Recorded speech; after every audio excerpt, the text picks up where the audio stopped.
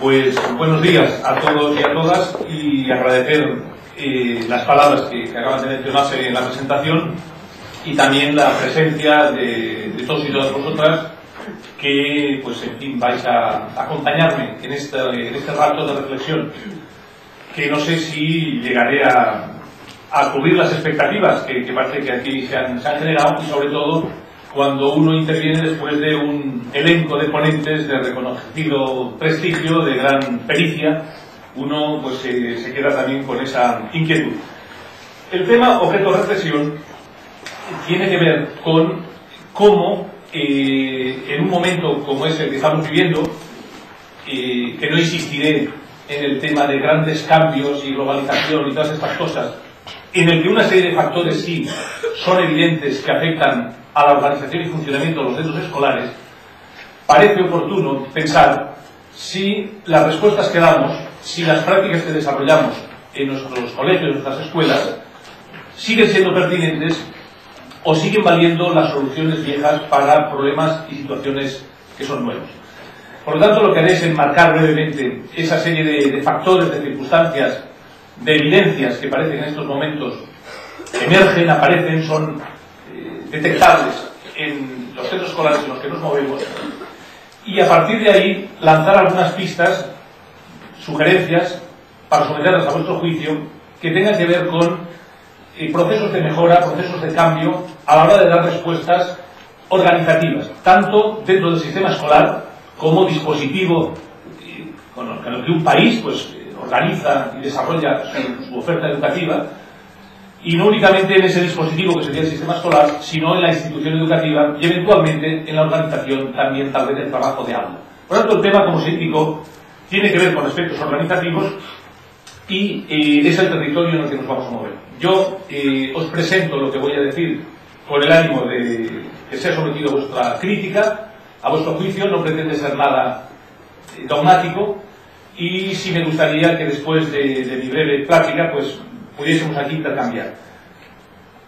Lo que yo os pueda comentar tiene que ver con el resultado del estudio que todos estamos obligados a hacer como profesores, como intelectuales, con la investigación que en algunos casos también podemos hacer, pero sobre todo tiene mucho que ver con las evidencias que tengo la ocasión de observar en centros escolares de todo tipo con quienes mantengo pues una relación prácticamente continua. Es decir, si alguien espera en esta sesión un discurso muy académico, pues seguramente lo va a encontrar.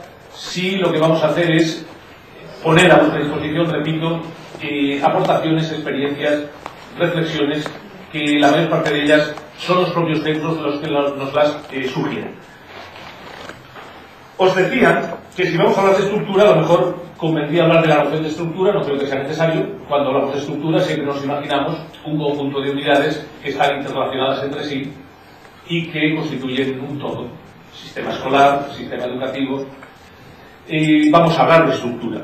Si hablamos, como decía el título, en el siglo XXI, cambios para el siglo XXI, parece que eso del siglo XXI denota todavía lejanía o una situación pues todavía pues lejos de nuestro alcance. Estas expresiones de en los albores del siglo XXI, en la encrucijada del siglo XXI, en el horizonte del nuevo siglo, pues resulta que hablar de eso ya hoy no es sino un anacronismo. El horizonte del siglo XXI es el que nos dibujábamos hace no sé cuánto. Esa línea imaginaria que es el horizonte la estamos pisando ya desde hace bastante tiempo. O sea que cuando se habla de propuestas para el nuevo siglo, de lo que estamos hablando es de propuestas para hoy y casi ya de propuestas para ayer. Por lo tanto, la visión prospectiva que parece que debemos tener a la hora de analizar las problemáticas escolares, yo creo que debe ser agilizada, que debe ser reconsiderada, y desde luego ponernos tal vez más a actuar y no tanto a vislumbrar qué es lo que va a ocurrir en ese hito que señalábamos hace no tanto como nuevo siglo, en el que estamos ya y en el horizonte del cual estamos pisando. Propuestas, por tanto, repito, que deben ser para ahora mismo, y respuestas que a lo mejor ya estamos tardando algo en dar. Os decía que los nuevos escenarios que en este momento se dibujan en la educación escolar los podríamos expresar diciendo pues una serie de factores, una serie de componentes que todos ellos configuran, repito, un nuevo marco de contextos y de requerimientos. Es decir, desde siempre, pero especialmente ahora, nos han aparecido, se nos han presentado discursos, se nos han presentado requerimientos, hemos visto prácticas educativas y en cada momento han ido configurando un marco de actuación. Pero en estos últimos tiempos parece cada vez más insistente el discurso, por ejemplo, de la calidad. Se nos dice afán por la calidad, hay que justificar qué se hace y dónde van los dineros públicos, hay que dar un servicio de calidad y para ello se apela a nuestro compromiso social, a la necesidad de que pues, nuestros pueblos sean competitivos. Siempre se nos dijo a los docentes que debíamos dar un servicio de calidad, pero ahora, recientemente, no sé por qué razones, aunque todos parece que las podemos intuir, el discurso es más pertinaz, más exigente, más presionante. Junto con ese discurso está el de la eficacia. Hay que ser eficaces. A veces se nos presenta esa idea contrastando nuestras prácticas con las de modelos de otro tipo de organizaciones, tal vez industriales, tal vez comerciales. Hay que ser eficaces porque hay que justificar no solo los dineros, sino las parcelas de autonomía que parece que se nos dan. Ese discurso también es conocido, pero recientemente cada vez más pertinaz.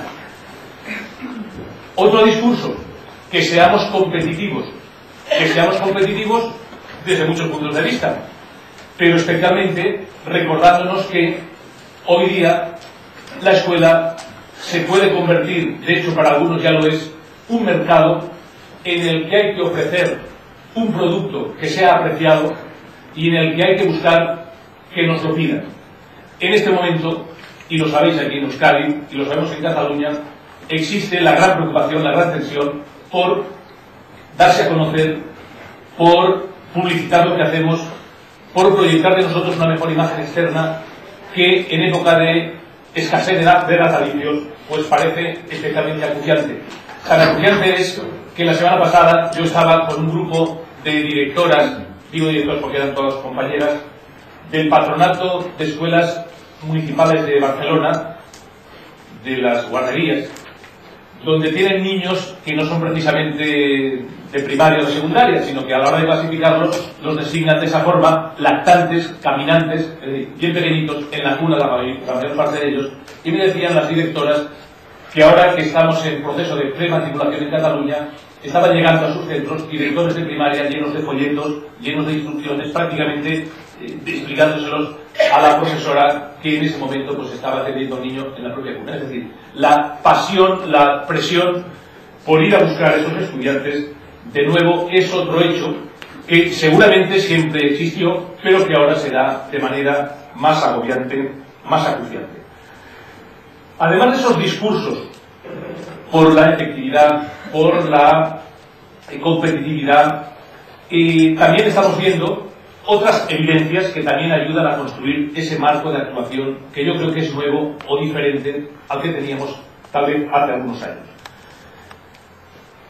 Una evidencia es la posibilidad, cada vez más presente, de que los procesos de evaluación de los centros escolares a los que la Administración tiene derecho, procesos de evaluación externa, más que orientarlos con finalidad formativa, con finalidad de ayudar, se estén utilizando con finalidad de acreditar, de clasificar, de colocar en rankings y en clasificaciones.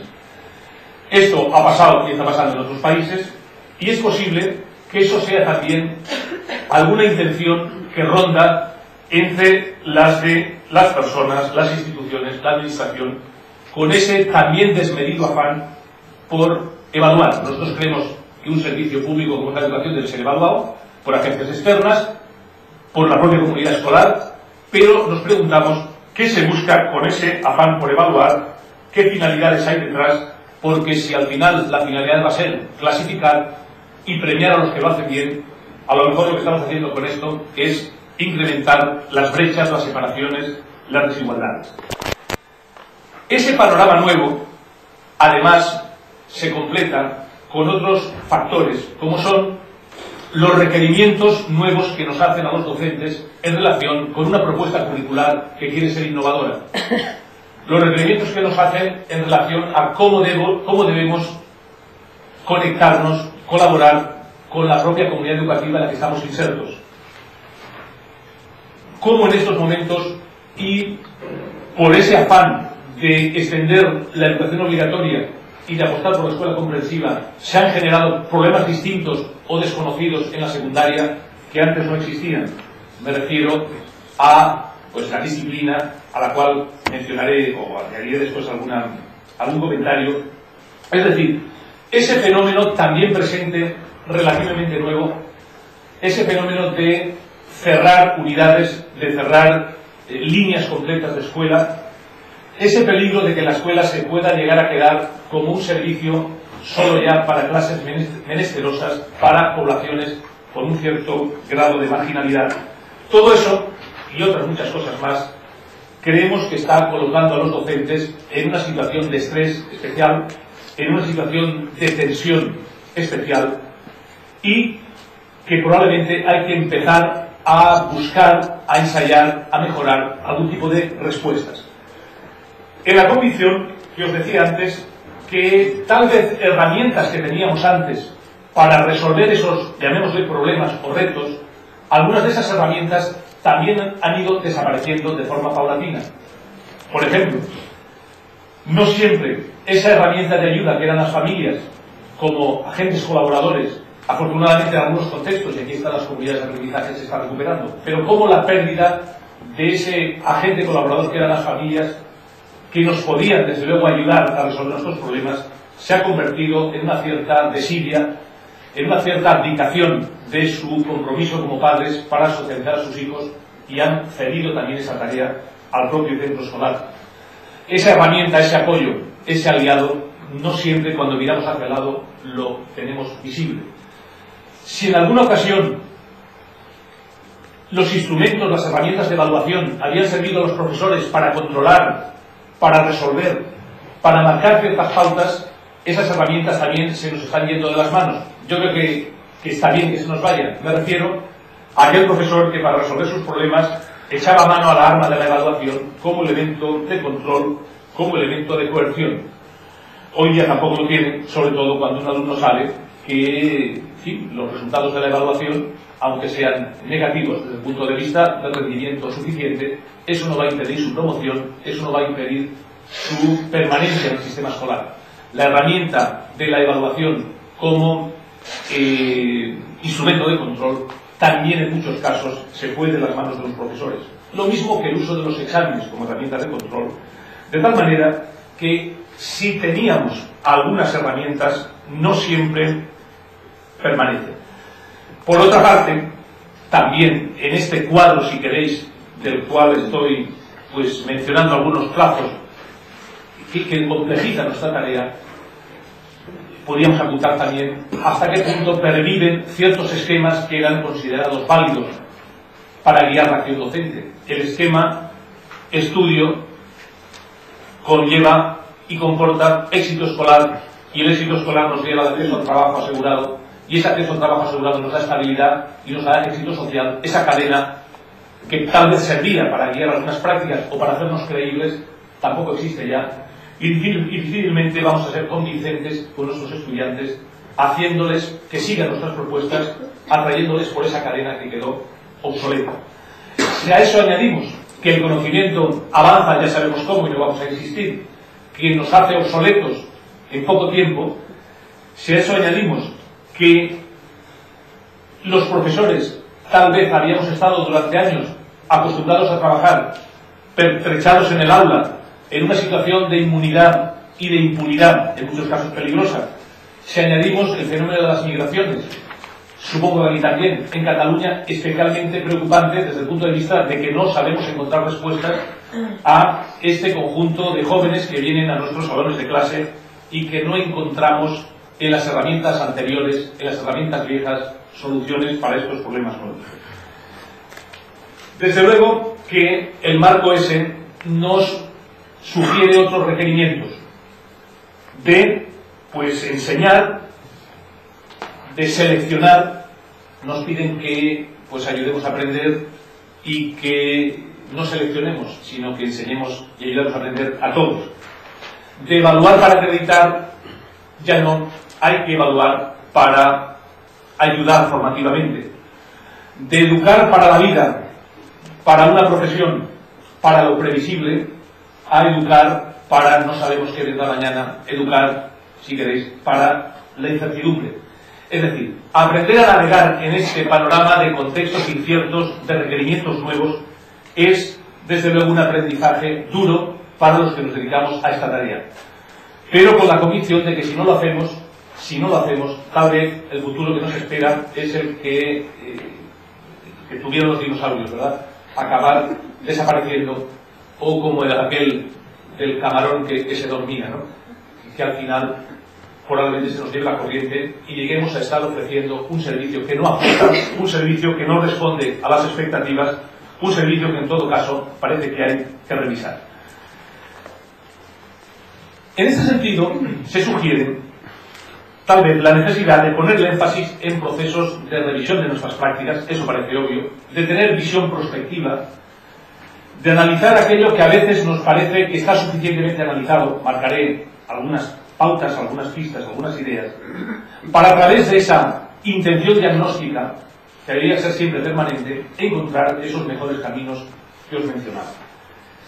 Por ejemplo, se diría que a veces, aunque estamos muchas horas con nuestros estudiantes, en los salones de clase, hay una serie de evidencias o de certezas que emergen a cualquier análisis y que no siempre sabemos sacar consecuencias pertinentes para dar una mejor ayuda a las necesidades de esos estudiantes. Por ejemplo, una evidencia: los estudiantes pueden aprender mucho más fuera de las aulas que dentro de ellas.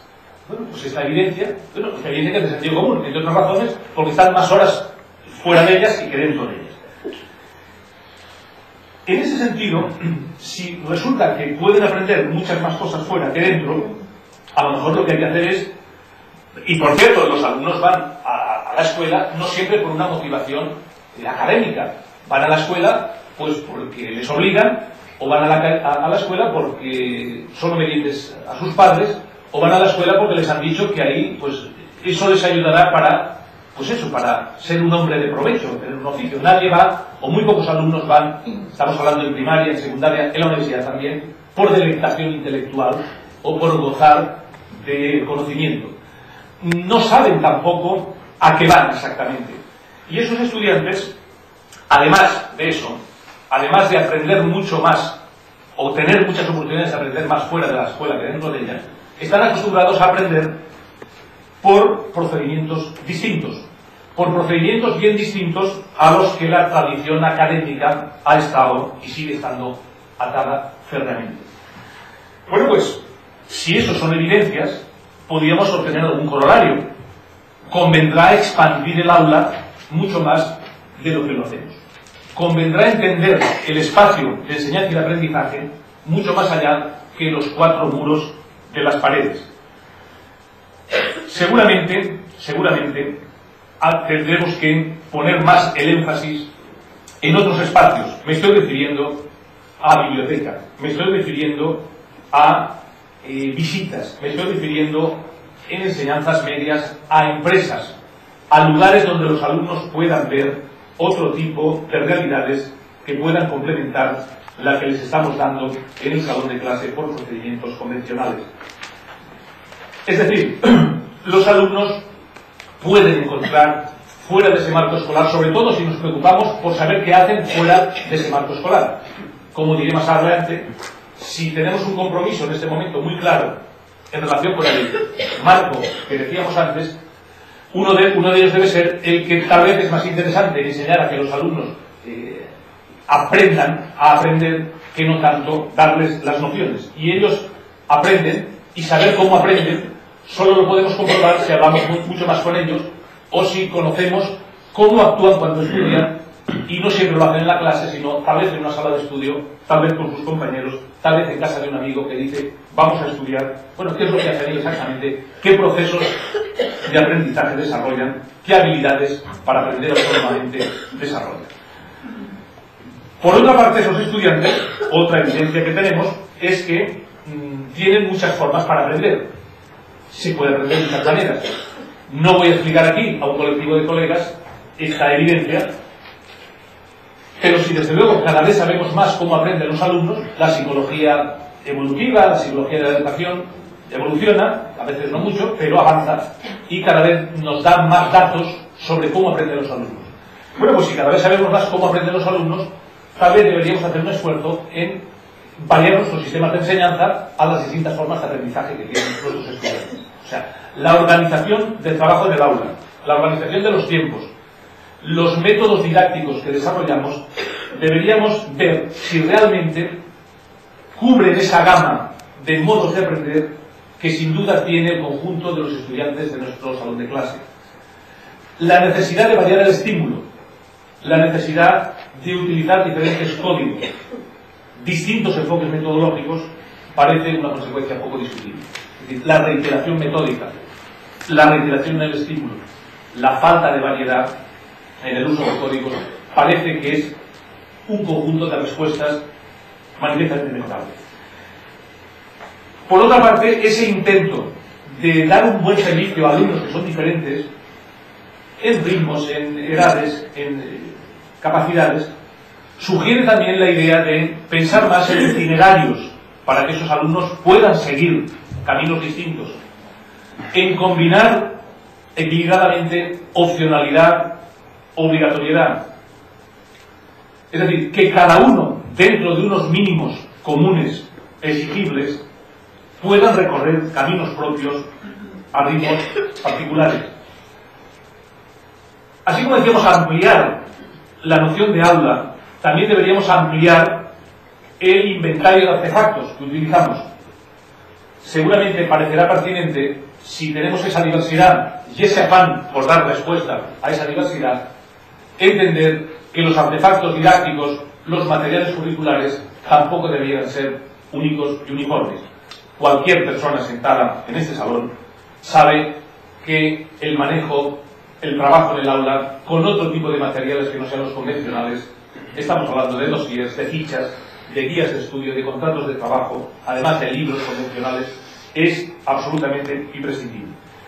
Y en este sentido, e insistiré varias veces, por conocer qué necesitan nuestros alumnos para saber mejor cómo atenderles, la acción tutorial, la orientación escolar, personal, profesional, en mi modesta opinión, deviene un requisito.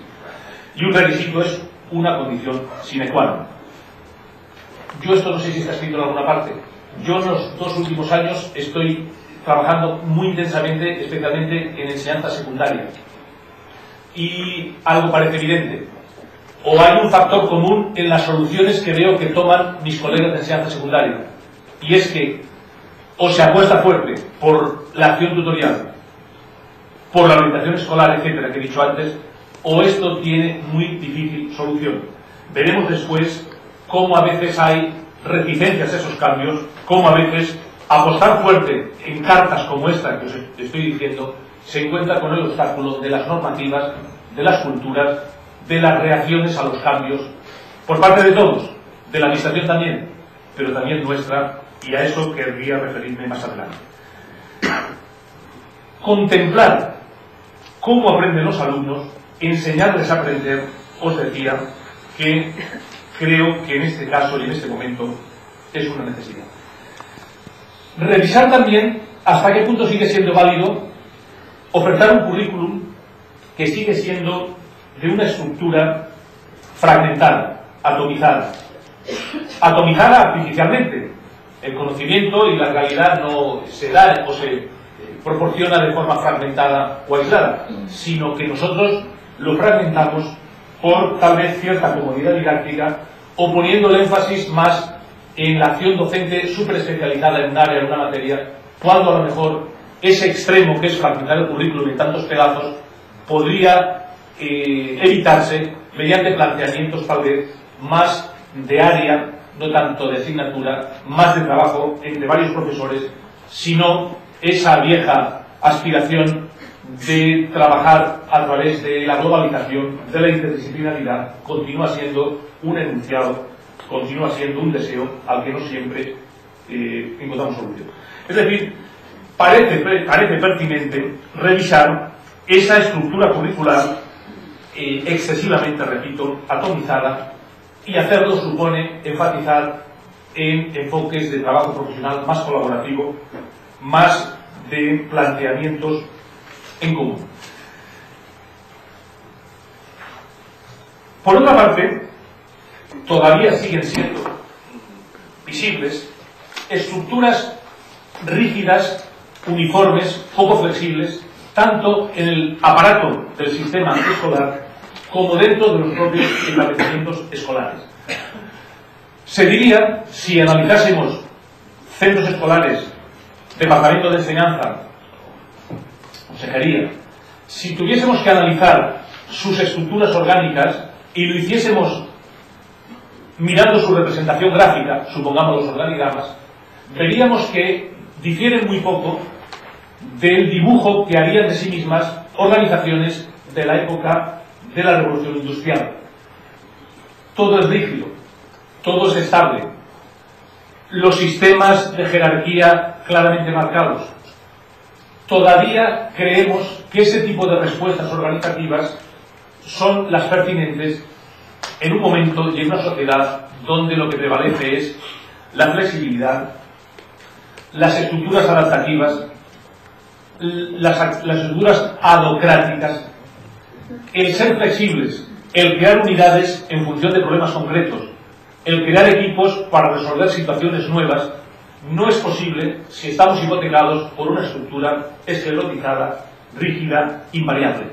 Estructuras que están pensadas para confirmar lo que se hace, para mantener, para cubrir la higiene de la organización, pero que no están concebidas para prever, para anticipar, para preparar la incertidumbre que decíamos antes.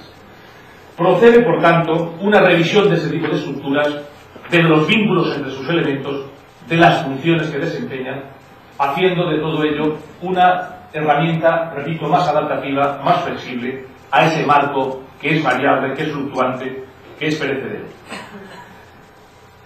Más concretamente, tener visión prospectiva, saberse adelantar los problemas, supone, decíamos, hacer evaluaciones constantes de lo que desempeñamos. O sea, la tarea de un buen profesional, siempre hemos dicho que se distingue de la tarea de quien no es un buen profesional, porque el buen profesional puede justificar sus acciones y sus prácticas por una adecuada diagnosis. Por tanto, parece que la diagnosis es una tarea inherente a un buen profesional.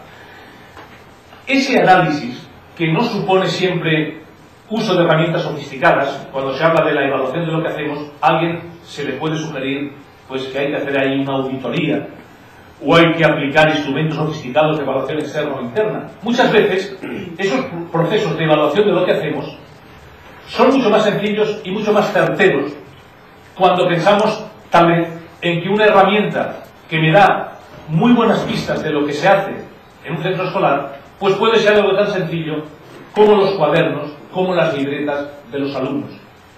Simplemente, y os podría hablar ahora de experiencias concretas muy gratificantes para mí, analizando las producciones de los alumnos, lo que realmente se hace en la clase, no lo que se dice que se hace en el proyecto curricular o lo que se dice que se hará en la programación de los profes, sino las huellas del trabajo, lo que quedó en las libretas de los estudiantes. Una simple revisión así de contacto adivinatorio, sin entrar mucho en detalle, nos da ya indicios de cómo se enseña ahí, de qué tipo de ejercitaciones se promueven, de qué tipo de aprendizajes se promueven. Si yo tengo que analizar lo que acontece en un establecimiento escolar a través de otras herramientas, tal vez me estoy llevando de esa institución una impresión falsa. Se están evaluando centros escolares a través de sus planes, de sus memorias, de entrevistas con los profesores. Desde luego esas herramientas pueden ser fiables. Mucho más fiable es esa herramienta que cuando uno la examina puede comprobar la pericia del profesor planteando actividades didácticas atractivas, su énfasis por el control de la producción del alumno, o puede comprobar la desidia del docente, que se nota porque no se ve ni una marca correctora a lo largo de 20 páginas de la libreta que revisó las tareas hechas, aunque el proyecto curricular dice que la evaluación es de tal o cual manera, o que la metodología didáctica es atractiva, interactiva, formativa. Por tanto, repito, sin sofisticar demasiado esta tarea, creo que tenemos herramientas, indicios para comprobar qué es lo que hacemos y no está demasiado lejano. Otra fuente a la que habría que dar más credibilidad, hemos hablado de fuentes escritas, hemos hablado de entrevistas a los profesores. Yo creo que tienen que ser, y cada vez más, como fuente sustantiva, los propios estudiantes.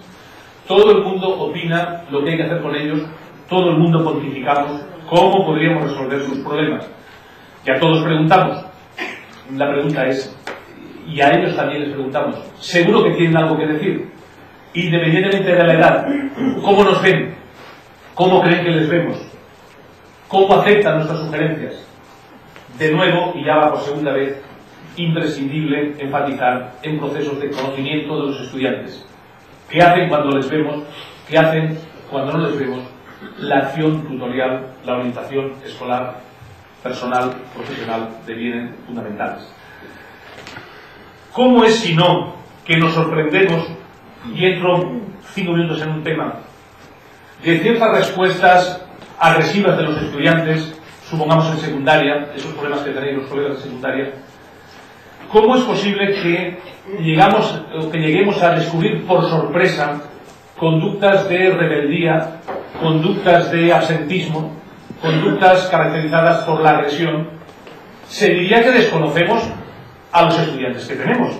Cualquier docente, y aquí todos sois docentes con experiencia y pericia, que se le diga que unos adolescentes tienen unas características que están así estudiadas, entre las cuales la rebeldía contra sí mismos y contra todo está presente, la tendencia a agruparse y a constituirse en grupitos, la inseguridad en sí mismo, la necesidad de sentirse apreciado, de tener connotaciones afectivas próximas, parece que alguien ignorase que eso es así y que existe y que no hay que ir a buscar muchos manuales para ratificarlo, en el sentido de parece que desconozco algo que es obvio y no me explico cómo reaccionan así los estudiantes cuando parece que con esas características debieran ser reacciones normales.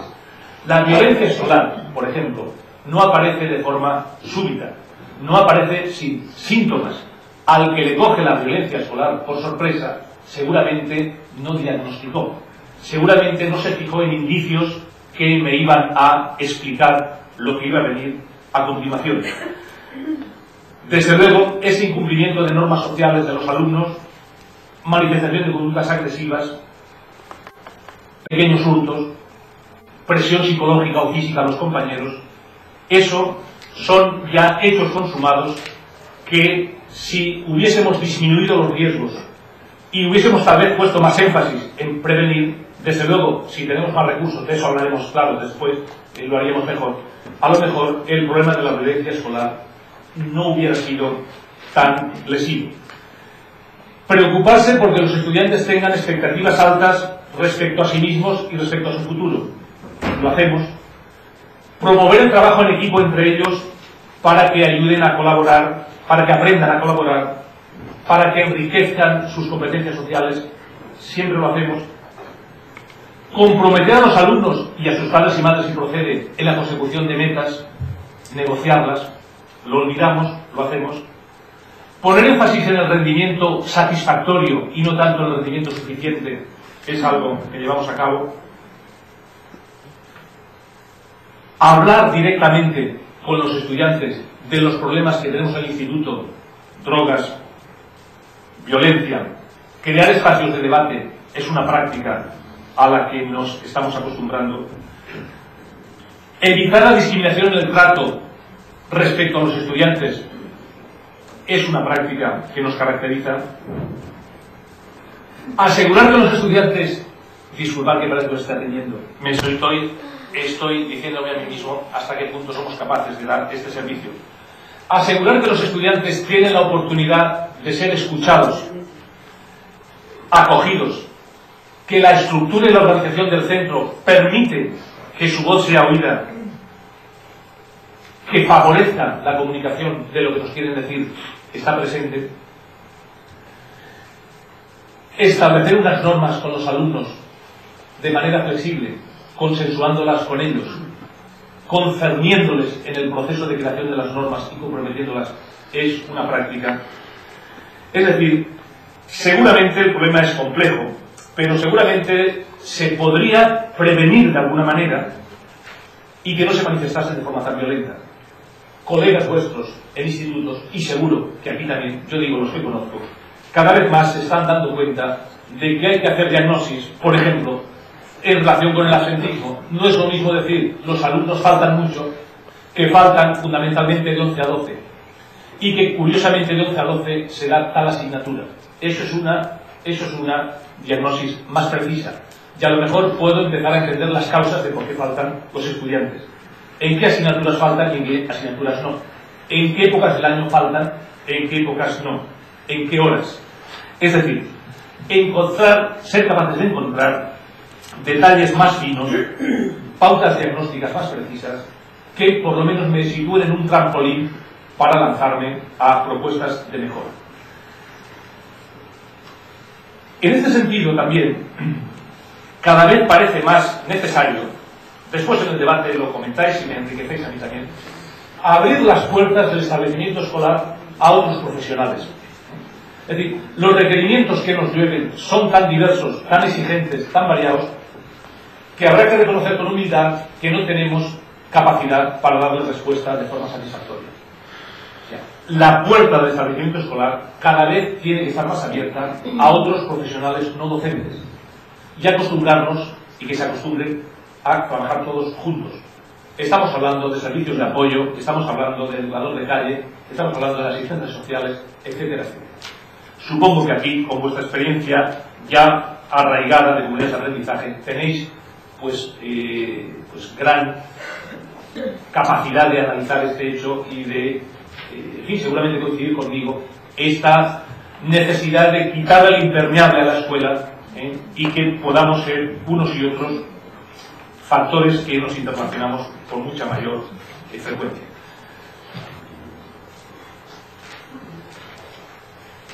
En este marco de reflexiones, como veis, con un cierto orden, no sé si del todo bien articuladas que os estoy planteando, se impone, si tenemos que dar mejores respuestas a este marco más confuso, a este marco más exigente, un factor que merece la pena recordar,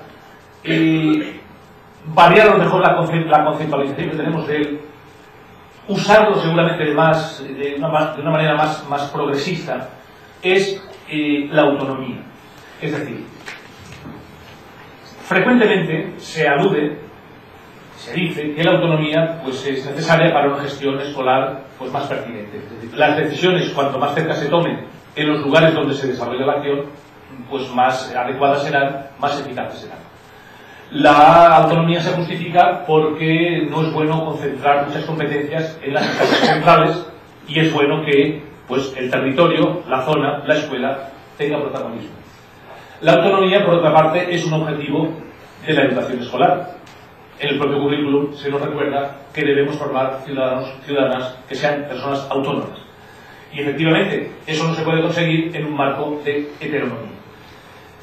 Si queremos cambiar, si queremos dar mejores respuestas, seguramente todos, centro escolar, aparato, sistema escolar, debemos de nuevo, tal vez, reconceptualizar esa noción de autonomía y, desde luego, por una parte, reivindicarla con más énfasis y, por otra, irla otorgando de forma no tan cicatera.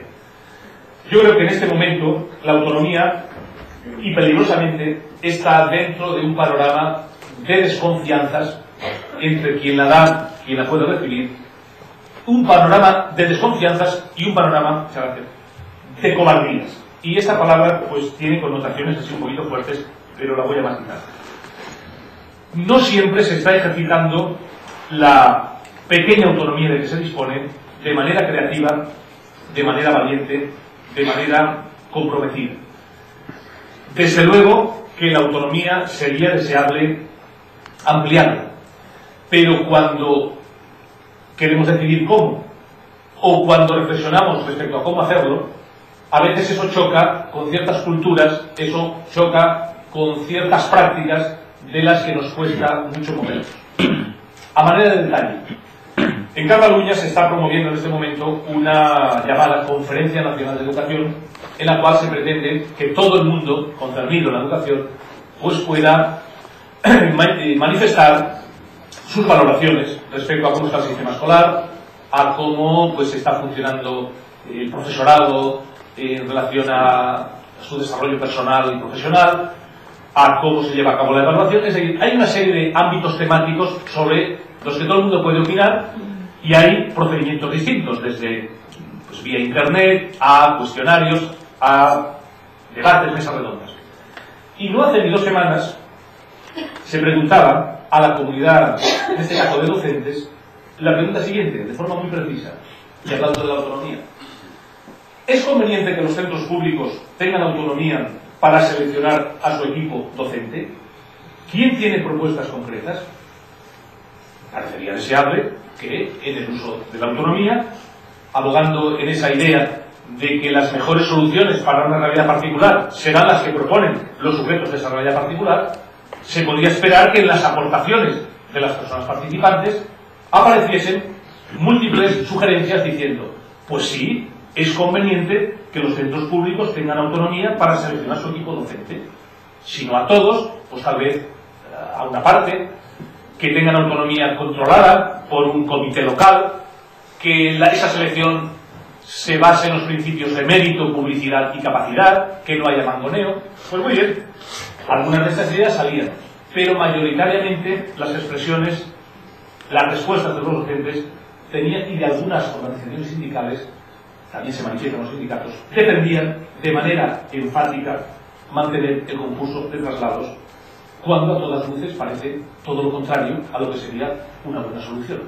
Es decir que, si queréis, es un ejemplo traído ahí por los pelos, pero un indicio de cómo, efectivamente, cuando reivindicamos la autonomía, a lo mejor lo que deberíamos plantearnos es, bueno, primero, si realmente la estamos reivindicando, o si conviene tener más autonomía, porque si nos la dan, a lo mejor es que tenemos que rendir más cuentas de lo que hacemos, o nos colocan en una situación un poquito menos cómoda.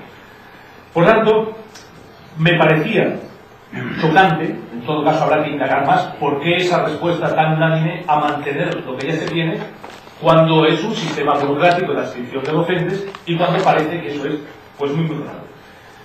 Autonomía, por lo tanto, revisarla, ver los límites, y los límites pues tienen que estar marcados por controles técnicos y por controles sociales, y si hay controles técnicos y controles sociales y desarrollados por principios democráticos, la autonomía no debería ser una herramienta que nos sugiriese temor, sino un instrumento para promover ese cambio que estamos apuntando. Por otra parte, la autonomía también es un indicio o un factor de profesionalización docente. Tener autonomía y tener poder para tomar decisiones, sabéis que es un factor de profesionalización y parecería pintoresco no reivindicarlo. Otro factor que me parece fundamental en aras a una estructura diferente para tiempos nuevos sería poner cada vez más, de nuevo, reflexionar, pero enfatizar en procesos de descentralización. Y cuando hablamos de descentralización, no solo pensando en que los servicios, descentralización, me refiero de los servicios, ¿no? Vosotros estaréis descentralizados, pues como en Cataluña, los servicios de inspección, los servicios de formación del profesorado, los servicios de apoyo externo, etc. Hay otros muchos servicios de apoyo externo al centro escolar. La descentralización, pero entendiendo como unidad, no solo el municipio, sino más que el municipio, también estamos viendo que es importante entender como entidad descentralizadora la comarca, la zona territorial constituida por una serie de factores pues, que parecen comunes, es decir, más allá del municipio, más allá del propio centro escolar como instancia última, enfatizar en entidades territoriales más próximas como las que estoy diciendo. Municipio, territorio, las experiencias de centros rurales agrupados han sido buenas en todas partes, las experiencias de ciertas comarcas que centralizan servicios que a su vez reciben de agencias centrales son buenos mecanismos. La descentralización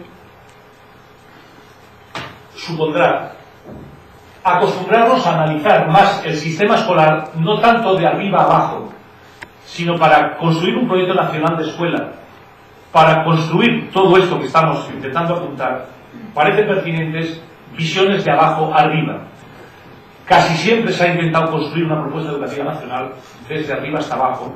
Tal vez es el momento que desde las entidades pequeñas debamos iniciar la maniobra para ir progresivamente yendo hasta arriba, y esa tal vez será la forma donde desde arriba definitivamente se contemplen las realidades particulares, los hechos diferenciales, etc. Y en ese sentido propuestas bien concretas, desde que esos servicios descentralizados deberían cada vez trabajar con mayor coordinación. Yo creo que es tal vez redundar recordar esa idea de que inspección, servicios de apoyo externo, COPS en este caso, seguro que necesitan trabajar de la mano, porque si no, más que una descentralización, lo que será una diversificación desestructurada. Énfasis en la descentralización puede suponer que determinadas entidades locales puedan asumir tareas que a los centros escolares les suelen ser onerosas. Cada vez se dan más experiencias de entidades locales, ayuntamientos, que asumen la gestión económica, la gestión burocrática del grupo de escuelas que están en su territorio. Se descargan los centros escolares de las tareas burocráticas, matriculaciones, dineros, justificaciones, para que esa entidad local lo haga ya en el propio ayuntamiento. Se descarga a los centros escolares de esa tarea que no siempre los docentes aceptamos con agrado. La descentralización en servicios de carácter complementario, de carácter asistencial, comedor, transporte, no estar dependiendo de las decisiones de agencias centrales. Otra idea que creemos, o que creo, en la que se tendría que profundizar.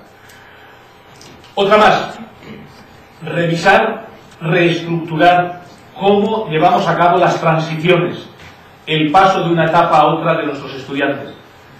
Evidentemente el sistema público, esa transición, por la propia constitución de los centros, la tenemos más desarticulada que la que lo puedan tener nuestros compañeros y compañeras de la privada.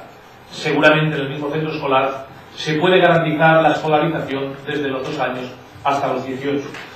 Todo el mundo sabe aquí que esos cambios en la etapa suelen ser traumáticos para nuestros chicos y chicas, y más traumáticos son cuando además del cambio de etapa se trata de cambio de establecimiento escolar. Ahí hay otro territorio en el que ahondar. ¿Cómo se produce esa transferencia de alumnos? ¿Cómo es posible que un chico o una chica que lleva 6 años en una primaria, más 2 de infantil, que sus profesores y profesoras le conocen a fondo, 8 años son muchos, que saben cómo trabaja, que saben quiénes son sus padres, que tienen un historial académico ingente, de repente al pasar a secundaria pase con un nombre y un apellido y un número, y todo su bagaje y su historia quedaron perdidos con lo interesante que hubiera sido que lo recibiesen sus profesores que ahora le atienden? Estos procesos de transición, que no deberían ser únicamente, aunque ya se está avanzando mucho en este sentido, crear itinerarios. Tal vez aquí los tenéis que dar también, disculpad que no tengo el dato. Saber que un estudiante en primaria, cuando acabe, va a tener el Instituto A, el Instituto B, como institutos sugeridos para que transite por ellos. Y seguramente no por otros. Por una razón, porque ha habido un trabajo serio preliminar entre los docentes de una institución y de la otra para favorecer el relevo, para favorecer una propuesta educativa que quiere ser constante, que quiere sostener ciertos valores y no quiere cambiarlos. Por lo tanto, esos procesos de transición en el que el estudiante a menudo sufre el cambio cultural de estilos docentes, el cambio que supone la naturaleza del puesto de trabajo, en primaria más en el aula, más mano a mano con el profesor, en secundaria más fuera del aula. De hecho, la mayor parte de tareas de los estudiantes de secundaria, por los horarios muchas veces, las de aprendizaje propiamente dicho, las de construcción, las tienen que hacer fuera del salón de clase, lejos de su profesor. y eso supone pues, que muchas veces tienen que recurrir a otro profesor para que realmente les ayude fuera del aula. Esos cambios bruscos. Otro punto de atención.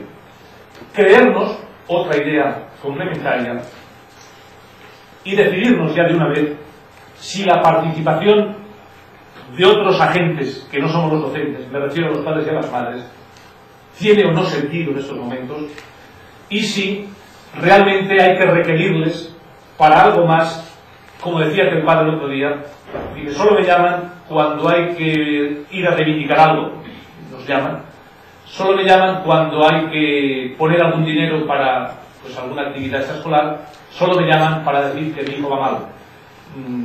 Parece que esos son requerimientos que van a suscitar poco interés por parte de las familias. ¿Qué significado, qué sentido le damos a esa participación? ¿Qué momentos podemos tener con ellos, con los padres y con las madres, para establecer una propuesta en común respecto a qué queremos de la educación de sus hijos?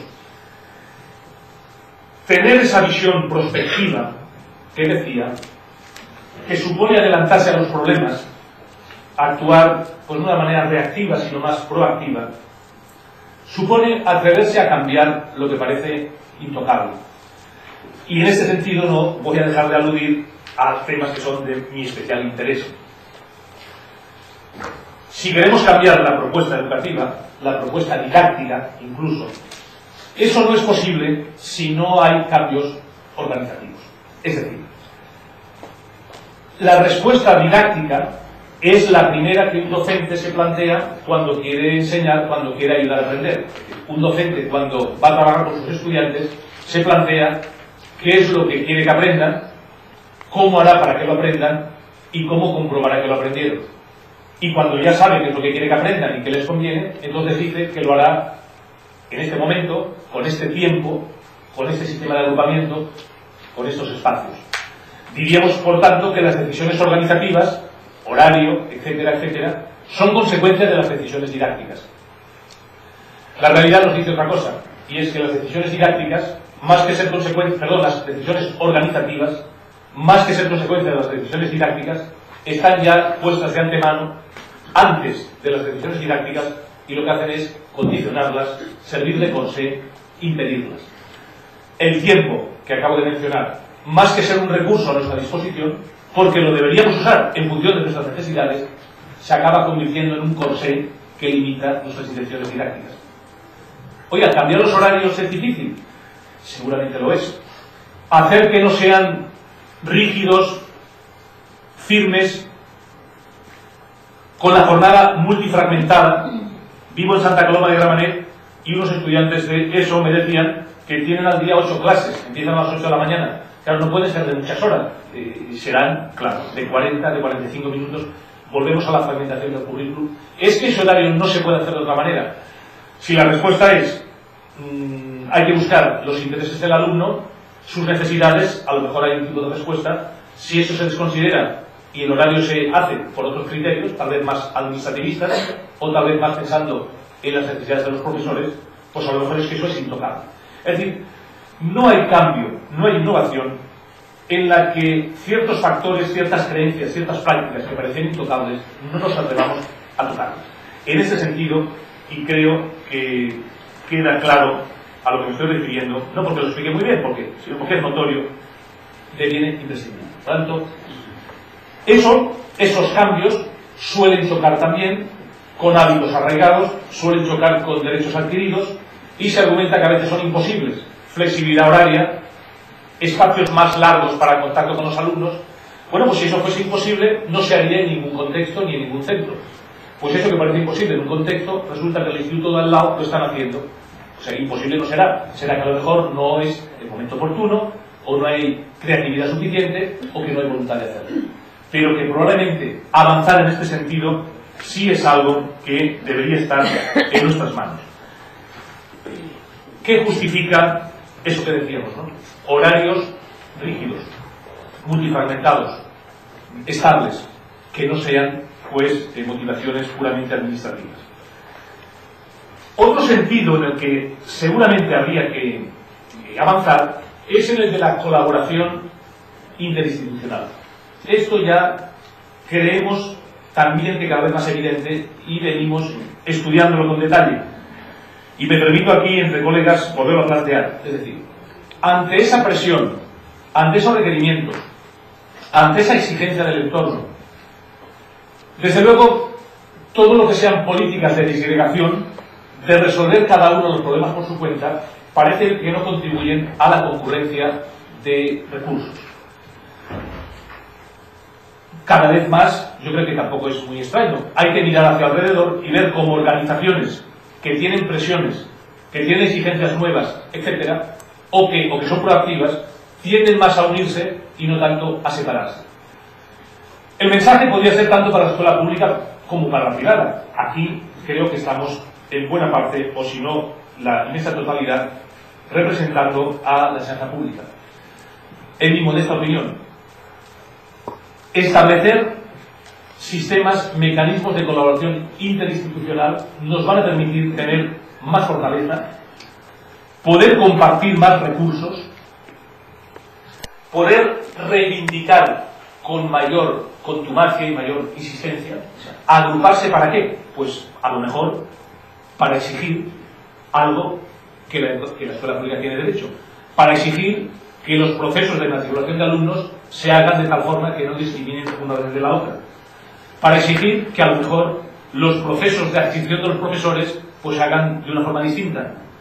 Es decir, la colaboración con la finalidad de aprovechar recursos que seguramente están dispersos, con la intención de intercambiar experiencias, de elaborar proyectos comunes o de constituir redes interinstitucionales, como, por otra parte, pues nuestros compañeros de la privada, y no es el modelo que a mí me guste, pero por ponerlo como un ejemplo, desde hace décadas están acostumbrados a desarrollar redes de colaboración, sino al final, dentro de nuestra propia red pública, vamos a entender al compañero del instituto de al lado más que como un colega, como un rival o como un competidor que se va a pelear conmigo por un alumno, cuando lo que deberíamos hacer es, tal vez entre todos, ofrecer una propuesta más fuerte.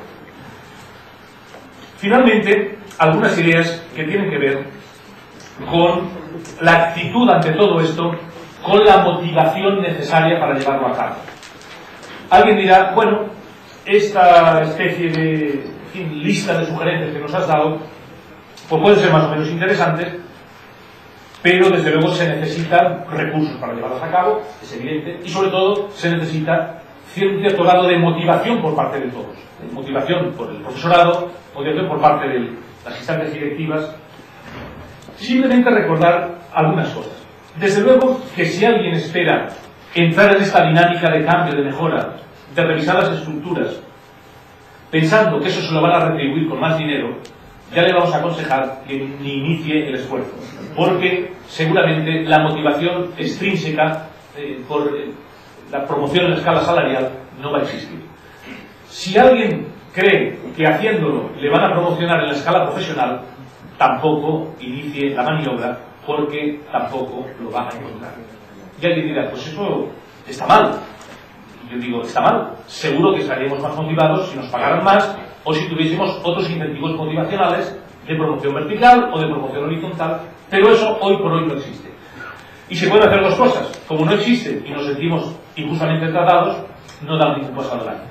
O la otra alternativa es, a la vista que el problema, a pesar de todo, subsiste, que a pesar de todo los alumnos siguen viniendo cada mañana y siguen planteándome problemas, a lo mejor lo que hay que hacer es buscar alguna estrategia que nos ayude a encontrar motivaciones para ir dando respuestas a esa problemática que seguimos, insisto, teniendo cada mañana al abrir el instituto. Os voy a lanzar algunas ideas con la sugerencia de que podríamos aplicárnoslas todos, los profesores, entre nosotros mismos, quien dirige las instituciones con los profesores, las instancias que nos gobiernan con respecto a los centros, con respecto a los directivos, iría en la siguiente dirección. Desde luego que la mejor motivación es la que tiene una persona cuando comprueba el éxito de lo que hace. Si uno ya tiene expectativas bajas y uno concibe que está en una organización que no es exitosa y que fracasa, difícilmente va a encontrar motivación en su trabajo. Ya está, diríamos que es la primera providencia. Si yo me acostumbro al fracaso Y si yo me conformo en una situación de fracaso, desde luego, difícilmente, porque tengo expectativas bajas, difícilmente voy a encontrar unos motivos que me reclamen, unos motivos que impulsen el motor para que yo camine en una determinada dirección. Pero también las personas estamos motivadas para hacer algo cuando se nos valora intelectualmente, cuando se nos da protagonismo intelectual en lo que se nos propone hacer. Yo creo que aquí podemos poner muchos ejemplos. Muchas veces los profesores no hemos estado motivados para una tarea de cambio, de renovación, de reforma, porque tal vez hemos visto que ese cambio ha venido, tal vez impuesto, o no se contó con nosotros para diseñarlo. Todo el mundo sabe en esta sala que si queremos comprometer a una persona en una tarea, a un alumno, a un compañero, habrá que darles protagonismo a la hora de definir la tarea que hay que hacer.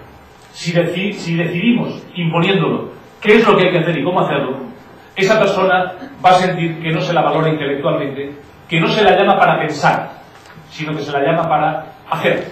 Y cuando uno le llaman para hacer nada más, puede estar pensando razonablemente que no se le valora intelectualmente, que no se le da protagonismo. Por lo tanto, una estrategia de cambio requiere que quien lo tiene que desarrollar se sienta protagonista intelectual de ese cambio. Se sienta protagonista al definir cómo hacerlo, porque es la mejor forma de tenerlo concernido. Desde luego las personas estamos motivadas cuando se nos permite poner en juego capacidades intelectuales relevantes, no capacidades intelectuales simples. A menudo, docentes que tienen capacidades intelectuales relevantes, por ejemplo, son capaces de hacer análisis profundos en su vida particular, respecto a su futuro, en su matrimonio, tener un hijo o no tenerlo, abortar o no, separarse o no. Capacidades intelectuales de toma de decisiones, que implican procesos complejos. Capacidades intelectuales de dinamización social. Hay personas que fuera del marco escolar demuestran continuamente que tienen capacidades de dinamización social. Este compañero pues lleva un grupo de jóvenes de teatro del barrio. Esta compañera coordina un grupo de padres y madres que están, es decir, gente que fuera del marco escolar tiene capacidades de dinamización social. Son creativos. Hay que verles en su vida particular cómo son creativos. Esa creatividad, esa capacidad de dinamización de grupos sociales, esa capacidad de síntesis, de análisis, de toma de decisiones, no siempre se puede desarrollar dentro del centro escolar.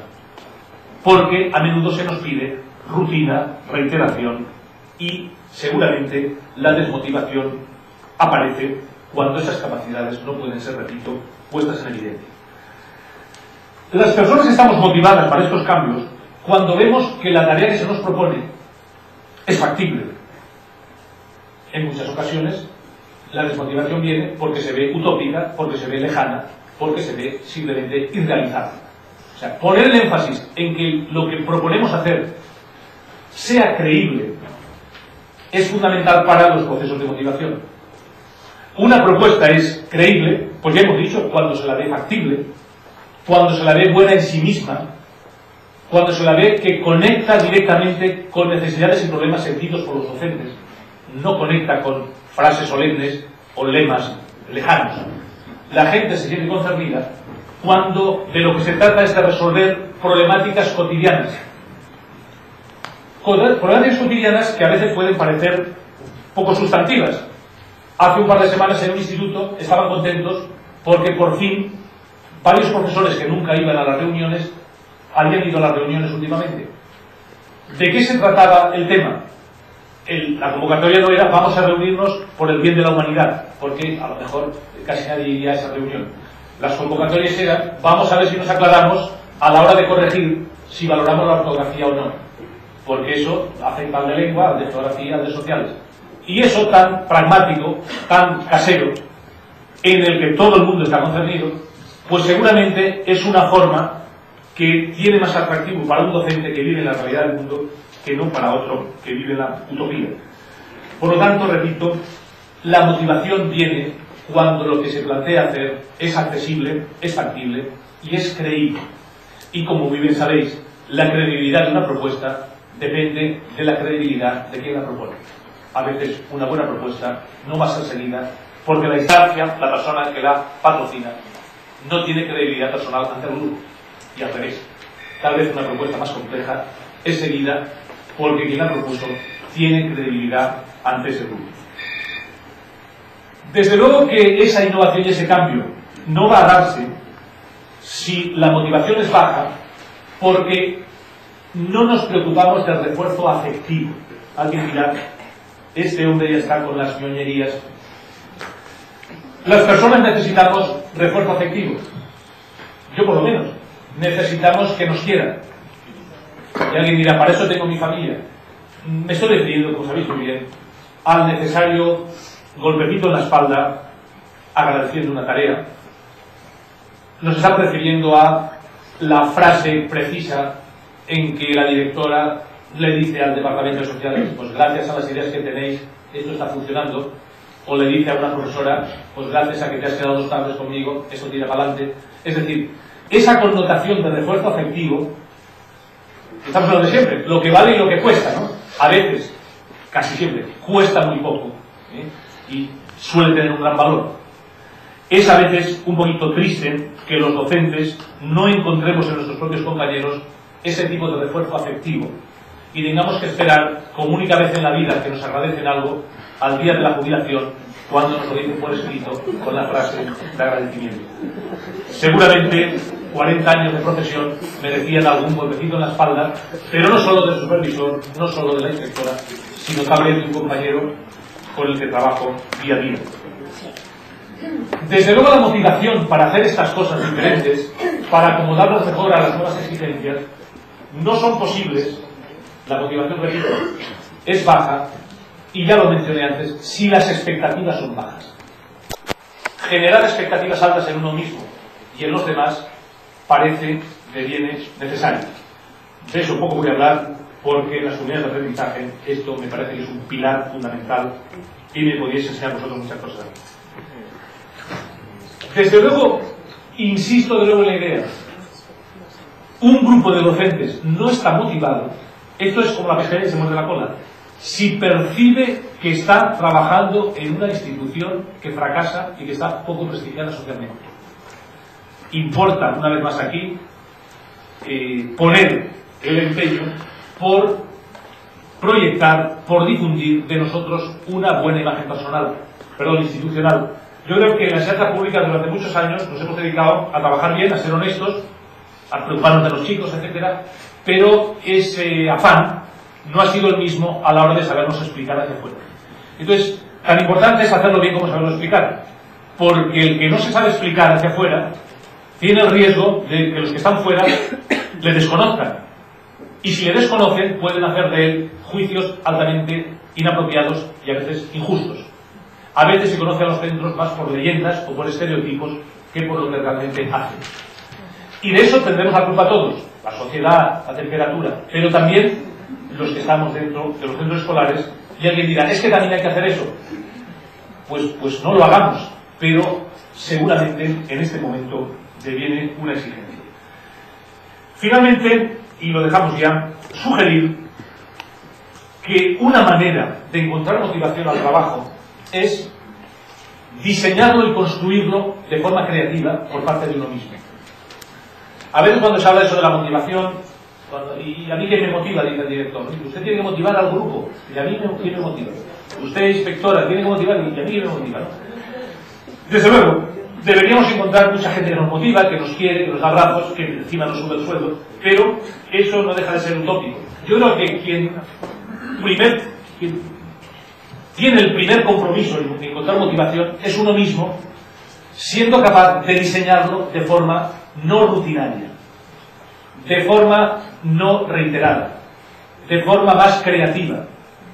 Y eso sí lo podemos hacer en cualquier marco y en cualquier circunstancia. O sea, si uno no es capaz ni siquiera de encontrar, diseñando su propio trabajo, estímulos suficientes para seguir vivo, difícilmente va a encontrarlos en otras instancias, o tal vez debería tener fuerza para pedirlos. Creo que nosotros mismos, alguien dirá, nos achaca mucho a nosotros mismos, pero en este sentido, y lo digo con todo respeto, sí es fundamental rescatar esta idea de que como profesionales de la educación escolar sí tenemos alguna autonomía, por lo menos esta, la de construir nosotros el diseño de trabajo que queremos desarrollar. Y eso, desde luego, no se puede decir que nos lo impida nadie. Por lo tanto, tal vez si empezamos por nosotros mismos, encontremos caminos mejores. Hasta aquí lo que yo os quería comentar. Os agradezco vuestra atención y si ahora, que sería seguramente lo más interesante, se promueven algunas intervenciones o algún debate, yo os lo agradecería y creo que cubriríamos el objetivo del encuentro, que es pues aprender un poquito unos de otros. Muchas gracias.